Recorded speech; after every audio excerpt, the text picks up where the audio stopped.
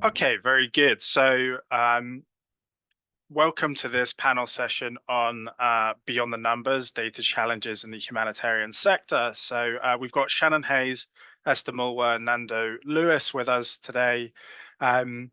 Just a few preliminaries before we get going. So, firstly, this is being recorded. So, if you do end up asking a question, just bear in mind that you are being recorded. You'll be free to kind of put your questions to me if you'd rather not talk on the mic. I mean, one kind of motivation for this panel session was that we're running this course at the National University of Singapore on computational reasoning, and a big theme there is the idea of having hard to compute problems that pop up all the time in the humanitarian sector in particular. And I think this kind of interest in hard to compute problems is something that's popping up more and more in academia, as well as being really clearly a focus on the humanitarian side. So I thought it would be nice, especially in virtue of all the work that IOM has been doing in interacting with academics, to try and bring together people on the more kind of theoretical academic side and some people really working in the field. There's really the possibility for a nice fruitful back and forth here, I think.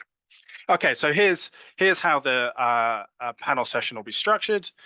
So the students on this course have had the opportunity to submit some questions in advance. We really got a huge number of fantastic questions, and I've made an effort to kind of summarize and bring out the key themes there. So the first 30 minutes, I'll just put some of those questions to the panel. And then in the second 30 minutes, we'll open up the floor.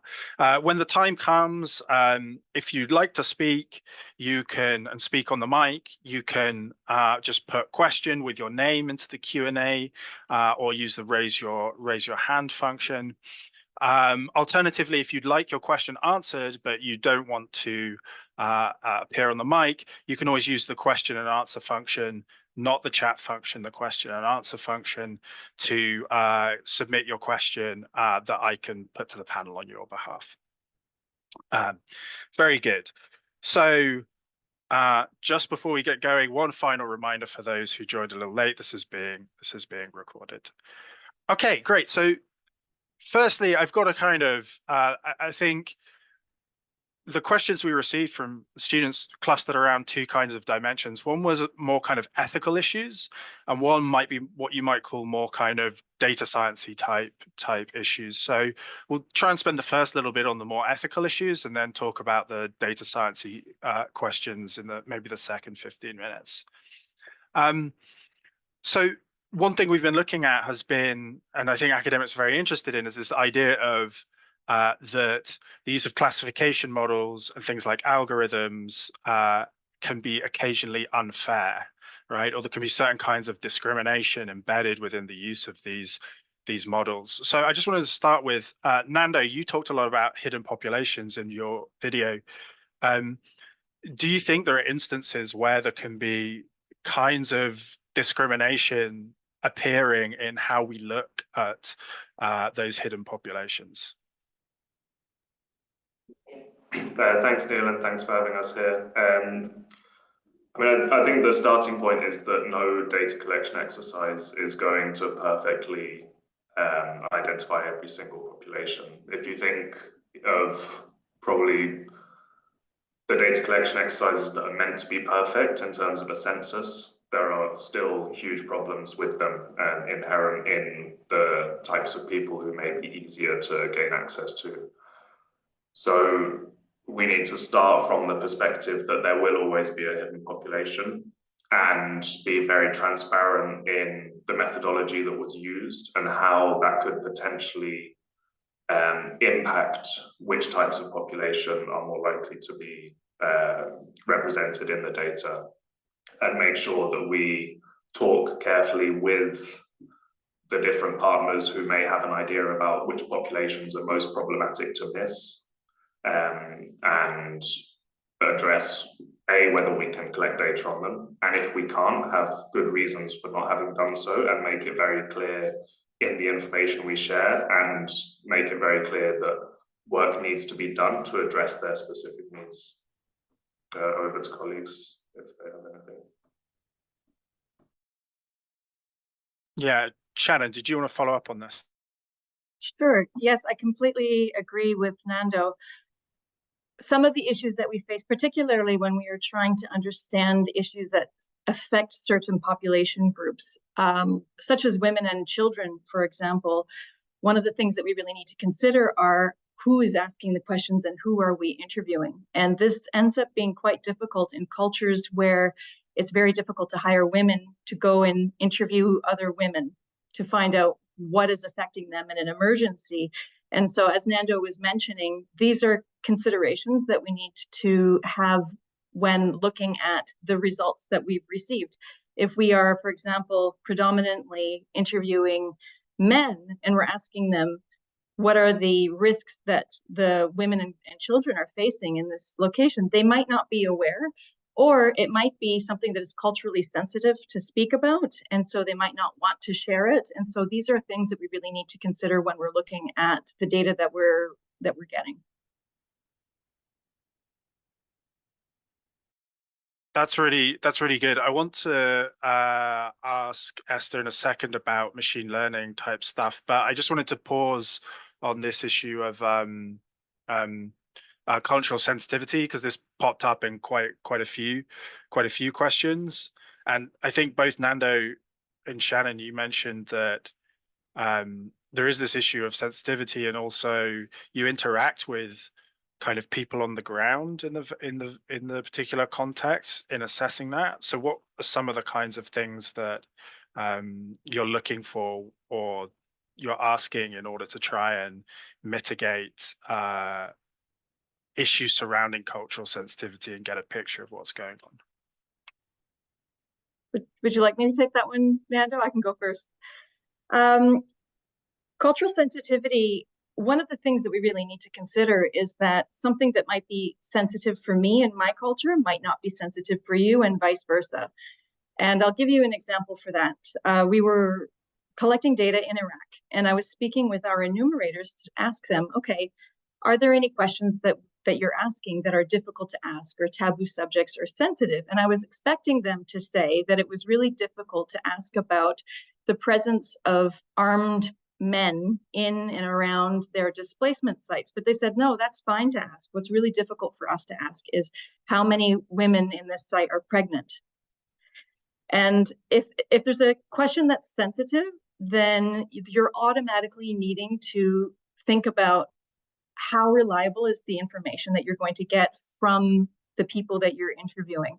And so one of the first steps that we like to do is to involve people from that culture to review the questions that we're going to be asking, to identify firstly what could be sensitive, and then to think about, okay, if I really needed this information, is there a way that I can ask the question and hide the purpose of what we're looking for? So if I want to know about child marriage, for example, and I think that if I'm going to ask the question, are any of your children married, it's going to affect the reliability of my data, I might start instead with a household profiling, where I ask the same questions of every member of the household, and then I can extract if there are people under 18 in the household who are married, for example. And also, of course, oh, you're muted, Neil.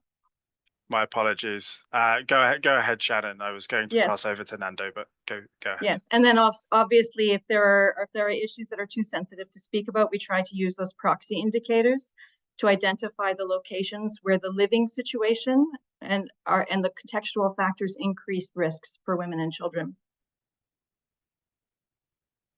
Nando, did you have a follow-up on this? Yeah, I mean, not to give more specific examples, because I think Shannon covered some good ones. Just broadly from the preparation phase, and this might be a figure actually that you shared, Shannon, to reduce the impact of these types of problems, you want to make sure you have 4 different types of people involved in that data and question preparation. So you'll have your data expert, which would be, for example, for us, someone from DTM. You'll have a subject matter expert, so that could be, for example, Shannon with her child protection hat on.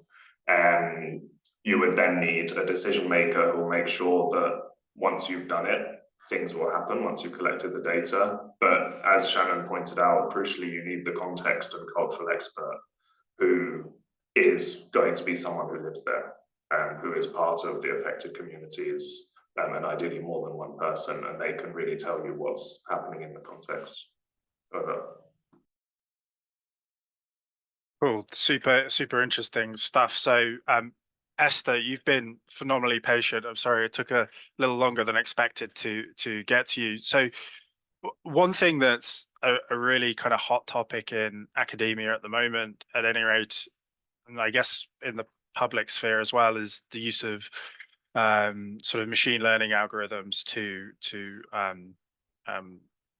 perform various kinds of tasks. And this is something that you're looking at in the humanitarian context with stability. I mean, the focus in machine learning on discrimination has been quite pronounced in academia, certainly. You know, people talk about the biases being reflected in the training data a lot. Does this pop up in the kind of context you're looking at as well? And are there different things you try and do to mitigate this kind of issue? Thanks, Neil. That's a very common challenge that we have with machine learning, and especially when we're building models. So one way we know whether we have discrimination or bias in our data is through the output, yeah? And how you mitigate this is, how do you hypothesize your question? What are you really trying to solve? What are you really trying to achieve with, for instance, the index, yeah? So it has to be very clear from the problem statement and the hypothesis statement for us to really get like results that are representative of either if we have marginalized groups within or subgroups within the context that we're looking for. So we usually have to be very careful with the hypothesis statement, or rather the problem statement, and build functions that will lead us to insights towards this problem, yeah? So one way we mitigate that is we work with national teams or local teams to try to involve them and understand their data, understand their perspectives. So that's one way you'll find that your results are not biased because you understand the local context, and it's not only your own perspective. So it's the perspective of the teams that are on ground who are really helping us, and we're working in partnership with them to build a solution that will seem fit to address the issues on ground. Yeah, very nice. So are you, for instance, when you look at your training data, are you know, one thing that gets used quite a lot, as far as I understand things, is you'll have a significant amount of human input into the training data. So, you know, we want a machine learning algorithm to recognize pictures of cats or something, and so we just employ a bunch of people to classify pictures into cat or non-cat and get the algorithm to learn, you know, what's probably going to be a cat versus not. So is there still, is that something you're employing when you talk about interacting with teams on the ground? Is that something you're employing? Is it more the algorithm design, or is it on the kind of training data side that's occurring? So within the machine learning aspect or space, there are several steps before you even build a model. So one of them is exploring your data. Yeah. So for instance, if I'm doing I've set my problem and I'm cleaning up my data, I'll visualize the data and see, you know, an outlier, for instance, yeah? So if I see this outlier, then I'll question, why do we have like an anomaly in the data? So it's either like an input error, it's either, you know, some mistake in the data. So we'll either correct that or do away with that outlier or that anomaly, so that it doesn't really end up in the design of the model. So that's part of part of the process, and then sometimes the outlier might be something that is within reasonable range, but it affects the results of your data. So you keep on iterating and going back and working with maybe the local team just to try and investigate and find out, so what does this input really mean, or what is the context of this particular indicator? What were you collecting the data, and what impact does it have? So it's either you work within that space before you even publish the results. So it's really like an iterative process where you have to keep on coming back to your problem, analyzing your data and getting feedback from the teams, and then now fixing your issues as you go along, just to avoid some of these biases and misconceptions when it comes to the results. Super interesting. So I wanted to move on now to some issues to do with the particular context in which we're collecting this data. So one thing that several students emphasized was that in many of these contexts, right, beneficiaries will be, you'll have a lot of people who you're trying to analyze who are suffering from, quite severe trauma, or it's in a very, very sensitive situation. So what steps are taken to ensure collection data is being collected ethically with respect to these kinds of very sensitive considerations? Nando, did you want to take this one? Yeah, I can start, and then maybe I'll hand over to Shannon for more. I mean, broadly, it's having a set of clear protocols from the global level, the regional level, and then at country level, because there will be different contextual considerations. And so if anyone's interested, a good overview of that is the DTM and Partners Toolkit, which will have lots of information about how to address many of these issues that you can see on the website. We need to start by thinking carefully about every single question and the overall impact of that question, not just in terms of what information will it give us and what can we do with that information, but in the actual asking of this question, what will the person we're asking have to deal with mentally, potentially in the longer term.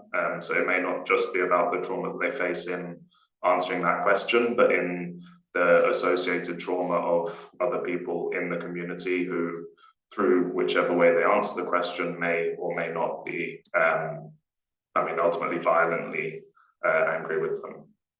And those considerations, going back to what Shannon was saying earlier, can only really happen when you have those context and cultural experts in place, helping you decide which questions to ask, in what ways to frame them. And I'll pass over to Shannon for more. Thanks, Nando. Yes, I completely agree. Another factor that we also need to consider is the safety of our enumerators. So it's not just about triggering trauma in the people that we are interviewing. Are we asking something that will have a reaction that could actually put some of our staff at risk? And so these are the considerations that we need to think about. And as Nando was saying, it's really important to have that cultural expert to help us with that. Another thing that we need to think about is, will this question lead to a disclosure of a protection incident? If I'm asking a question, will I say, oh, have there been any issues with something in this town? Will it result in someone saying, actually, this happened to me? And then what's the humanitarian imperative there?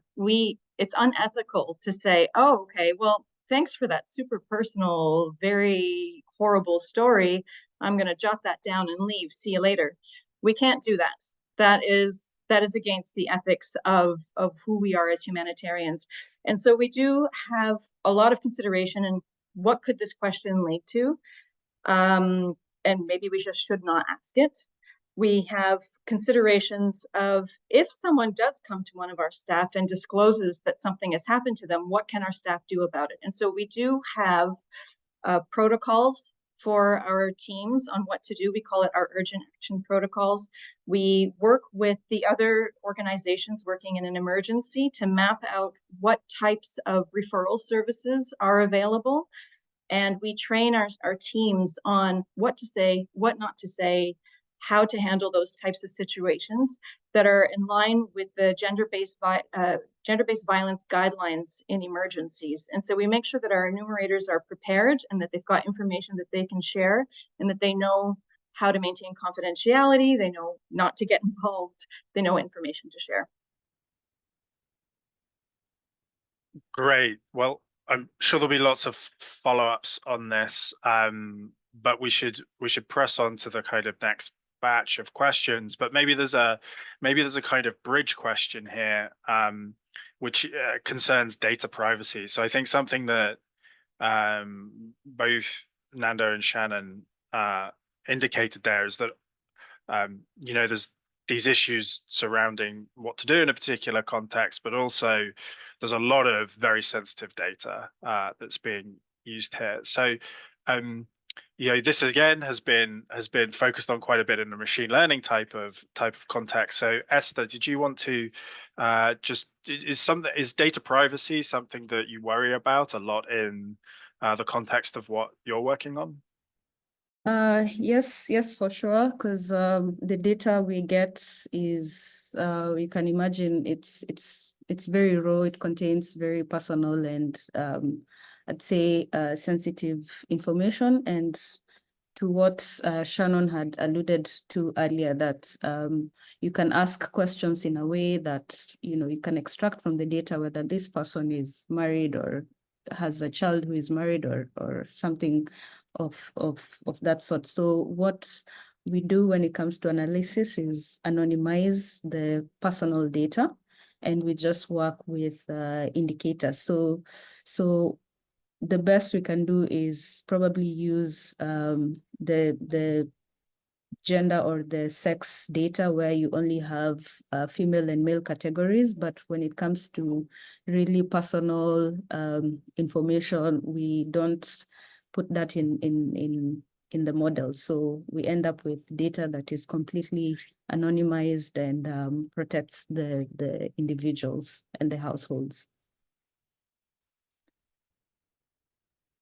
Yeah, very interesting. I'm sure we'll come back to this in once the floor is open a little bit. I wanted to move on to the kind of more less ethical issues now, but still very relevant for kind of data, and obviously play into the ethics of making decisions in this context. So, Nando, for instance, in your interview, you emphasized the importance of being, quick and good enough is more important than being perfectly accurate.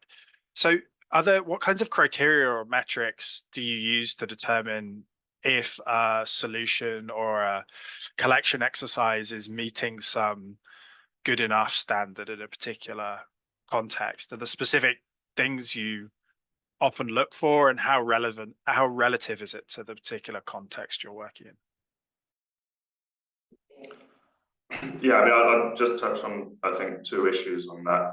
First is the broad methodology, and that has to be good. There's no point doing something quickly if you can't trust the information that you're getting from it. I think where we go more to that good enough discussion is over the detail of the questions that we ask. And so an example of that would be, are you gaining much useful information from a question that, say, asks, are there any children present, and classifies that as 0 to 17 years versus 0 to 2 years, 2 to 3 to 5 years, and many separate classifications. And that's really where a lot of the discussion goes in, is what is that bare minimum crucial information that we need to share immediately to provide that immediate assistance. And that's really where the discussion happens most. I don't know if other colleagues want to add anything more. Yeah, I think that, so IOM's purpose in an emergency in terms of data is to provide a service to the humanitarian community at large. And obviously we have to make sure that our methodologies are stringent, that our data protection is stringent. But in terms of the speed of trying to get things going and the cost, sometimes we'll say, okay, we don't have the time or the money right now to do household interviews and have a representative sample. However, we will interview key informants in all of the displacement sites, which is faster and quicker, right? But then that data collection methodology does impact upon the types of data that you can get and how you can use it and what it is or is not representing. And one of the things that we do is that we work very closely with the sectoral experts in the other, we call them clusters. So all the other agencies have sectoral experts and they are asking us to collect the data. And so what we need to do is to make sure that they understand what is the data collection methodology and what will this data mean when you get it, so that you're not getting, for example, just a number of children if you actually need it to be disaggregated by sex and age. Yeah, so one of the things that we encourage them to do, because a lot of people don't, they're unable to visualize what the data will look like and what it will mean with various data collection methodologies. And so we often walk them through from, okay, what is the decision that you need to make? What's the information that you need to make those decisions? And therefore, what type of data collection methodology do you need to answer those questions? And so we end up walking them through the information management process, so to say. Yeah, very good. I mean, there's also this issue of deciding when an output is good in for instance, in the context of machine learning. So like, Esther, are there particular, you talked a bit about it earlier, but you know, we can think of machine learning as giving us particular probabilities. Is there a way you go out and test whether, you know, a particular, let's say your algorithm outputs that a particular area is more likely to be stable, for instance? Is there a particular way you go in and test whether those outputs are good? Yeah, so when you're carrying out your analysis, we have what we call like different test checks, like using the p-value or something known as a chi-square test that will show you the significance of what you're testing. So we test all the results against that, and for us to classify whether an output is probabilistic or not will depend on the nature of the problem that we are trying to solve. So if, for instance, you know, one day we decide to classify cats, then the problem is a classification task. And if one day we decide to predict, you know, maybe in the context of IOM, we decide to predict, you know, where is the likelihood that we'll receive rains and they will displace people, then that's more of like a regression task. So all these measures are probabilistic in nature, but they all solve different tasks when it comes to the particular problem. So we do have different measures, and also through the data analysis and the data cleanup process and the analysis before feeding this data to the models, then you have to carry all those tests to see, is the data is it representative enough? Will it give us like good results? If not, what can we add, what can we remove, so that we ensure that our results fit the purpose of the problem that we're trying to solve. Very good. So just before we open up the floor, there were a cluster of questions the students asked that I thought were really interesting, to do with, you know, obviously as technology advances, right, we get different methodologies are available. So in both, I mean, for all three of you, technology is very relevant to the kinds of things you're doing.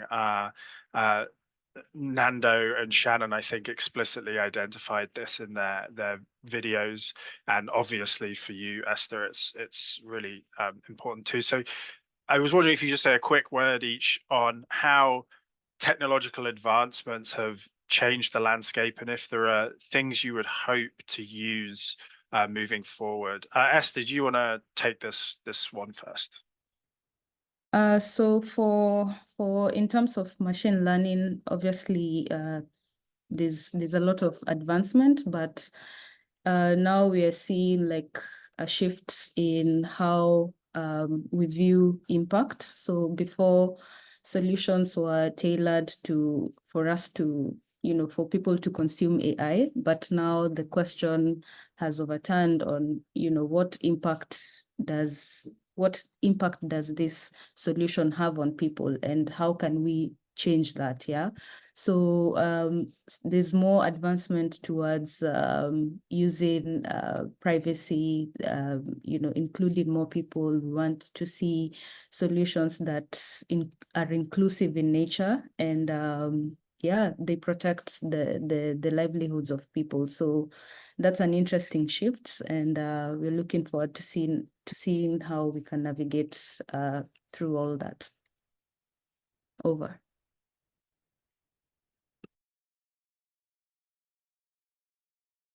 Shannon, you mentioned in your video that you wanted, you thought that getting technology into the hands of beneficiaries would be good. So what kind of things did you have in mind there? Well, self-referral and for people to be able to expressly say what their needs are. But I think that as technology moves forward, there are certain things that we are having to keep in mind in terms of, for example, publishing and sharing data. If our data becomes more and more real time about where people are and what's happening to them, is there a chance that this could hurt them? For example, we don't want to publish where unaccompanied children are, where they are without their families, because then people can go and find them, for example. Do we want to publish in real time the various migration routes? Because perhaps some people want to help them, but perhaps some people want to harm them. And so I think that when we're looking at technology, we need to consider, okay, how are we using it? But there's a whole lot of thought that needs to go into the ethics of it and how it's stored and how it's shared, as Esther was mentioning. Nando, any follow-ups? You've worked in this situation with hidden populations, and for instance, using Facebook check-in data and phone records and things of that nature, and trying to track populations. Do you have any follow-ups on what we might see from the use of technology in that field? Yeah, I mean, I touched on it in the previous discussion, and it definitely is an area that will start being used more. And Meta have a whole data for good platform where there are attempts to make that information more accessible to actors, and I think they do try to keep control over who has access to that data. But maybe a bit more to the question directed to Shannon,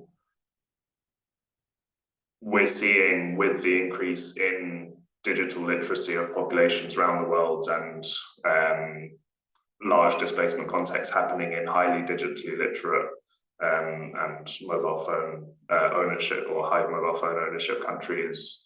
For example, with Ukrainians who were leaving the country, there are huge Telegram groups, and the self-organization within those groups has been very, very high and efficient. I remember arriving in one fairly large city, being directed to a Ukrainian who'd arrived there, he'd taken it on his own back to try and help organize all the Ukrainians. They had one group with pretty much every Ukrainian in the city in that group, and he'd shared a survey with them. They'd all responded. I think the response rate was probably over 90%. So, and it had basic information on needs, on current situation, these sorts of things, whether their children were finding school or not.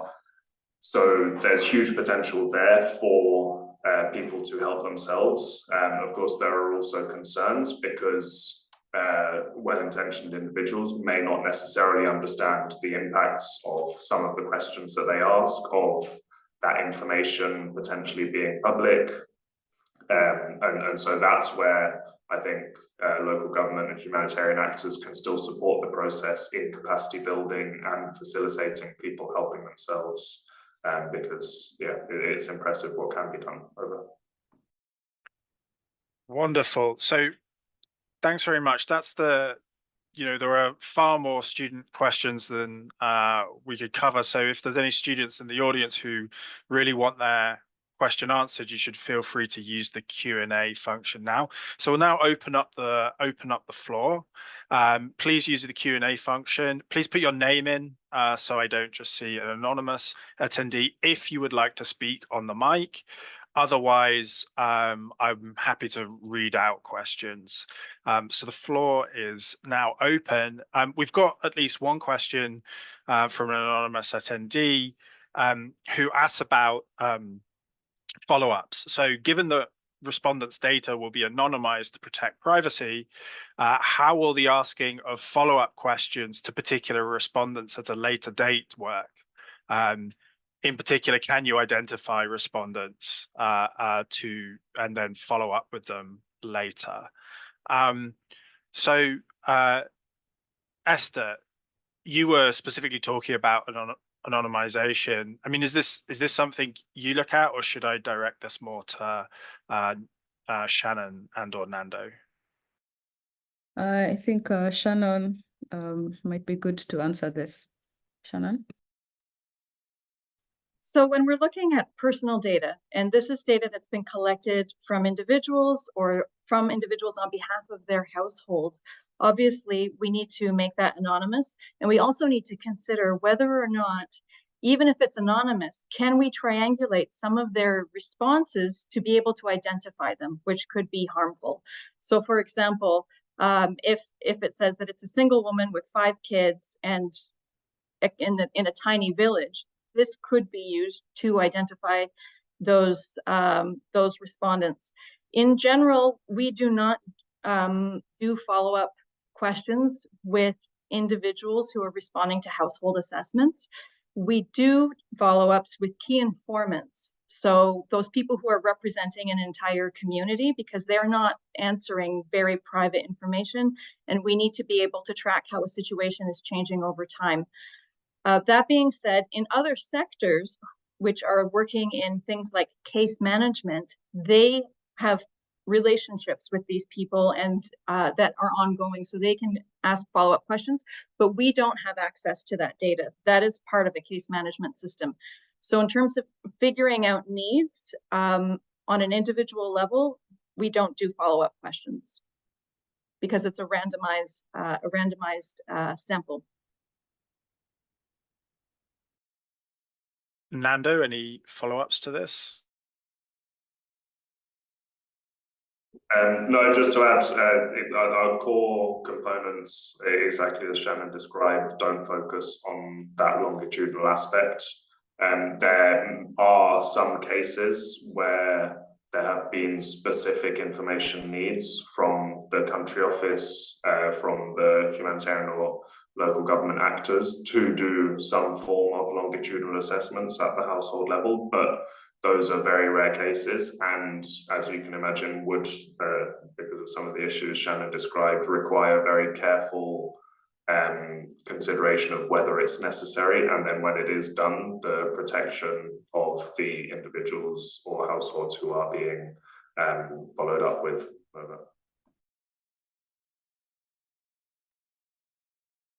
Good. Any follow-ups on this issue before we move to the next question? Okay, so we've got a question from Nikki Hervanger. So Nikki, do you want to go ahead and ask that question?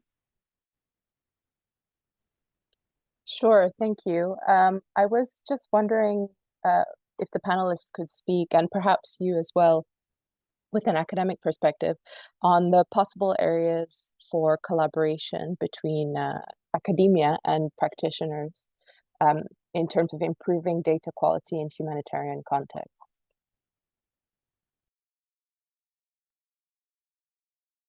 Would anybody like to jump in, or should I say a little bit while people collect their thoughts? I mean, I can give you my at least what I take to be my take, and I guess this should be caveated with the fact that I'm, not an expert in the philosophy of data, though I'm kind of building an interest in it. I think one big thing that academics are very interested in are what might be called theoretical virtues in particular contexts. So they're very, because they don't necessarily have the pressing kind of pragmatic concerns that often practitioners will have. You need a solution yesterday for a particular problem. There's a bit more freedom to think about what might be really considered a good solution or good data or particular strategies for handling inconsistent data. I mean, certainly in my own field in philosophy, philosophy of science, the discussion around theoretical virtues is very, very detailed. There's huge literature here. But I think one thing that can be really done is, this has primarily been focused, this literature, on in more theoretical fields. So the discussion around theoretical virtues in the context of, theoretical physics, for instance, high energy physics, stuff like that. It's quite a lot there. But really trying to apply this to the practical context is something I would personally really like to see. So thinking about what is good in particular context is something that I think academics can do to try and get a bit of concrete payoffs to their work. Follow-ups from or Nikki, would you like to follow up on that, or other follow-ups from, I think Nando is unmuted. Nando, would you like to go ahead? Yeah, no, I mean, I agree exactly on that consideration on the theory. And I think on the other side, and you touched on it, specifically for DTM data collection, but many humanitarian data collection activities, we focus on how can that information be used right now to help the people we're collecting the data from. And we could benefit from inputs from academic partners on what could be done with the data after, if we had just one or two extra questions that allow us to then link the data set that we have collected with other external data sets, or into an investigation of a specific topic. So one clear example is when we do our mobility tracking, we collect information where people have arrived with some information on where they came from, but that is not always crucial information for the humanitarian actors. And so the level of detail collected on that varies widely. And to the extent where, when we try and work with academic partners or on research on it to look at the push factors and why people are leaving, where they're leaving from, it's very difficult to link that data set up together.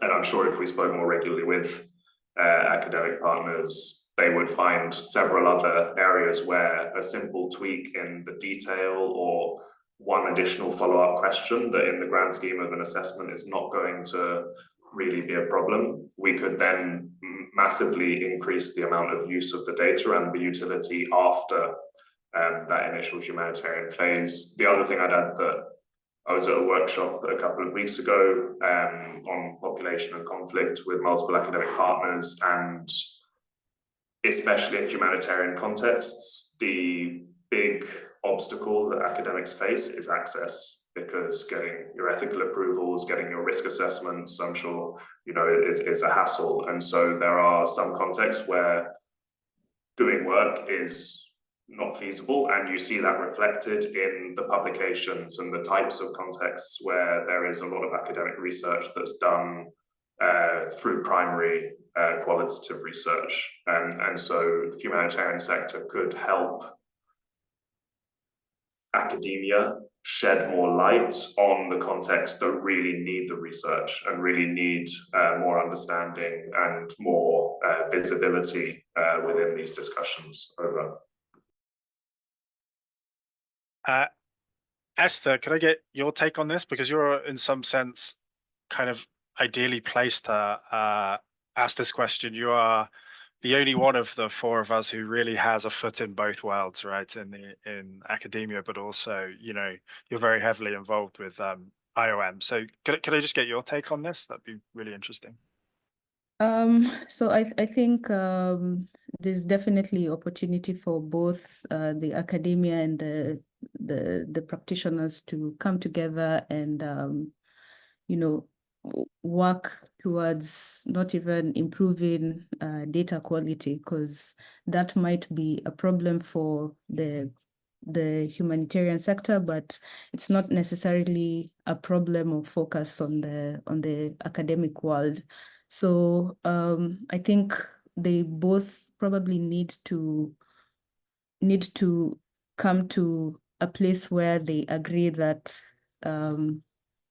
whatever problem they're solving serves both worlds, because in terms of the academia space, in terms of AI, we've really progressed, but there's a huge gap for the practitioner, you know, the industry to sort of like bridge this gap. So it's I'll focus more on what Nando said, that yes, we do have a lot of data, but what can we do with this data other than what our immediate needs are? So can we ask 2 or 3 extra questions that will also help the academic world to probably step back and see how both sides can benefit from each other?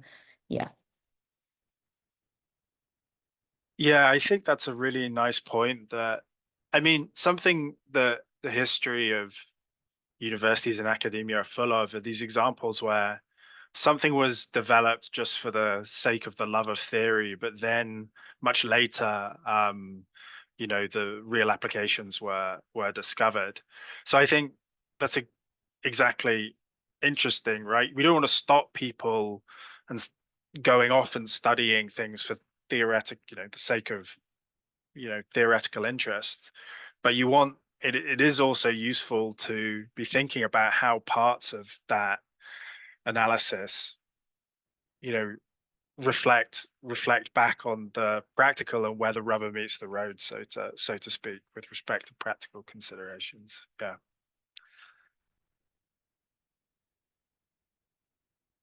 Okay, I would be remiss if I didn't.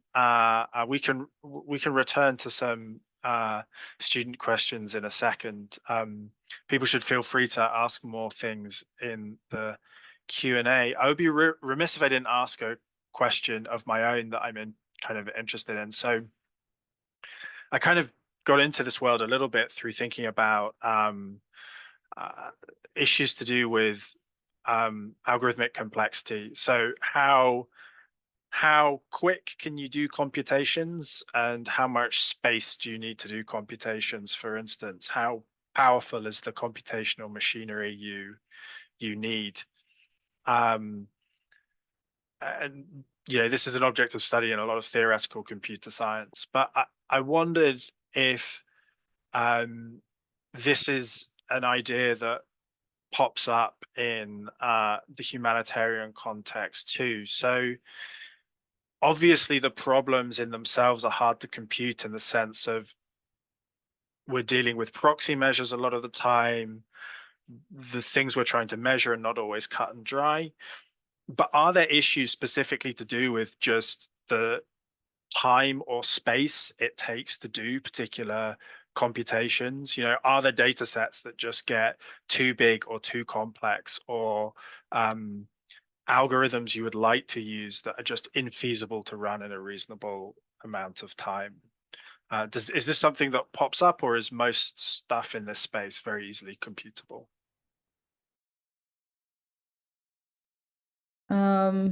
So I think when it comes to, the big O, I think that's what you mean by complexity of computation.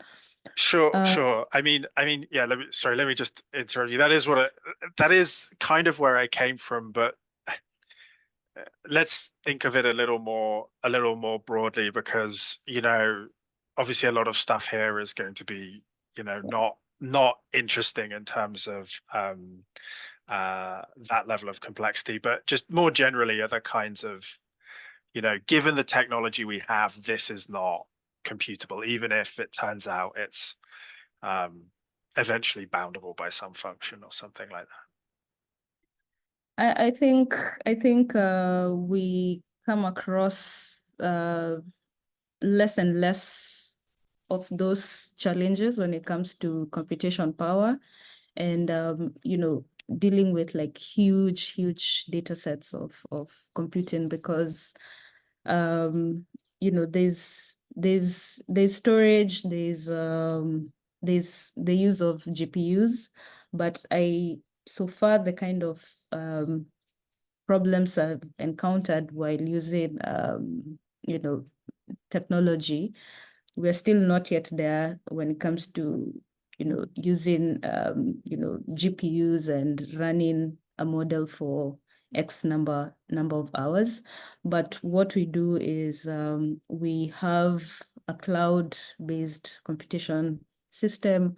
We use an internal replica of Git, where we can store our code and just run stuff in the cloud. So I think that covers it for now, but maybe in future then we'll have these complex computational challenges. Interesting. Shannon or Nando, do you run up against issues to do with just the space you need, or kind of the things you want to do overrunning what your computers are capable of? I mean, in terms of actual analysis, I think Esther can speak much more about that. The one problem we would perhaps face is in countries with very limited connectivity, and simply having files that are larger than the bandwidth allow for sharing, and that can impact the speed with which information can transfer from sub-offices in a country to the central office, so that then those data processing, analysis, and related activities can occur. So that's still a practical limitation at a sort of much smaller scale. Shannon, anything from your side? Nope. Cool. Esther and Nando said it well. That's a useful data point for me. And we have a question from Tosin. Would you like to go ahead and ask your question, Tosin, or would you rather I read it out?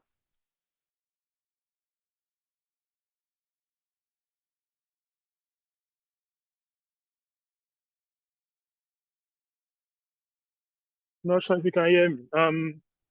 Hi everyone, this is Tosin. I mean, I think I'm thinking about the question around bit of disparity between academia and the humanitarian world.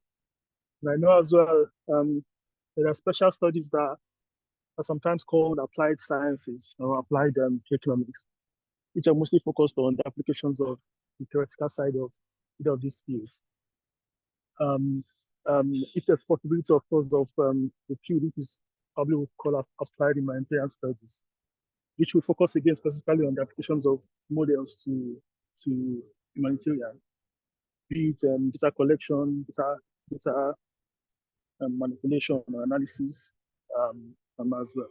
Because I know, I mean, in practice, most times the application of data usually brought from whatever academics come up with. However, some of those might be very difficult in terms of application. Again, and practitioners you don't have the time to test run every models and see which is best fitted. You rather use the most simplistic and easier to understand as well for the stakeholders. So I mean, without thinking, if again, I don't know, it's more of a question, more of a thinking. The studies on applied humanitarian studies that would then take time to consider the applications of whichever model and how that can be used in humanitarian studies. Yeah, it's just a thought, anyways. Another a question as well. Over. Yeah, so I mean, I think certainly regarding like within academia, I think there's an increased interest in trying to get things that are really applied within the humanities. And in fact, that's kind of part of what we were looking at with this computational reasoning course, is to really get something that's very applicable for humanities students. I mean, I can only speak in detail from my own discipline, which is philosophy, which is not primarily focused on applications, but I do think that's one thing that we're trying to do, is trying to get a more kind of application-based curriculum into the universities as well. I mean, I suppose that's more directed at academia, but were there questions from, or were there things that the panel wanted to say? I know that Nando has to leave very, very promptly. So I'll just throw it open to Nando first, but perhaps Esther also has a view on this. No, just to add to what you said, Neil, I think there's a big interest in applied research. But I think also academics don't necessarily need to describe themselves as applied researchers, and hopefully there would be a trend to thinking about the applications of any research that is done. Yeah, there is scope also to improve where that research is disseminated. If you've done research, as many academics are doing on Ukraine at the moment, for example, to make an effort to try and engage with the cluster system. So you work out, well, okay, who leads the child protection, or who's leading food security, or whatever it is, and try and send an email to those representatives to say, hey, I've just done this research, I'd like to present it to the next cluster meeting if you think it would be interesting, and to really take that extra effort and not just publish in academic spheres where in all likelihood the humanitarian community will never see it. Over. I know you have to jump off, Nando, so feel free to head off, and we'll run a couple of minutes over with Esther and Shannon. So thanks for your participation, Nando. Really, really appreciate it. Thank you very much. Yeah. Great. Esther, did you have an opinion on this kind of, I suppose, I mean, you're more a mathematician, right? So less in the kind of humanitarian studies or social sciences, but you're still, pretty closely involved with issues that would be interesting there. Do you have a feel there is kind of more complementary work going on here? Yeah, I think there's definitely a lot of interest especially from the academia world, to just, like fall back a little bit and understand especially issues in regard to ethics, because that's the main problem when it comes to the industry. There's yes, a lot of advancement of all these AI techniques, of all these novel models and computational power, but then we've seen even from most news sources that issues in regard to ethics, in regard to privacy, and just building a policy framework of data governance and how we use our own data. So I think, yes, there's a lot of interest, especially from the academia world, so that they don't advance too ahead and, the advancements don't really address what the industry really requires. So I think we've seen a lot of collaboration, and I think it's gonna grow and catch up with both worlds to see where we can work together, how well we can work together. Cool, very good. So we're running a bit short on time, if I've run a little over time, but there's one final question from an anonymous attendee, perhaps best put to Shannon. So they asked, do you have recommendations regarding preparation and presenting or displaying data to states and governments for further possible advocacy or policy? Yeah, go ahead, Shannon. That's an excellent question, because data can be very, very political. Some governments, for example, want to make it look like there are not so many people who are displaced in their countries. Other governments want to increase the numbers because they know that that is linked with money coming into their countries. There's different politicizations of issues. For example, in some governments, you're not allowed to say that there's cholera. You have to describe it as something else. So one of the key things that I recommend is to work with the governments to understand what those sensitivities are. And so also that they can understand your data collection methodologies, and they can have trust in the data that you're presenting, and do a risk analysis, so that part of DTM's processes, part of IOM's processes, is that we have a publishing standard which has steps in terms of doing a risk analysis. What are the risks if we publish this to IOM or to the people that we serve or to the humanitarian community, broadly speaking? So we don't publish anything without making sure that the government is okay with it. And we also work with our advocacy teams to understand what are the issues that they are concerned about and what data do they need, so that we can collect that and help analyze it for their specific advocacy purposes. Wonderful. So I would love to go on talking all evening, but unfortunately we are out of time, a little bit over time. Apologies for running a little bit over, but that was really interesting stuff. So thanks very much, Esther and Shannon, and also Nando in his absence.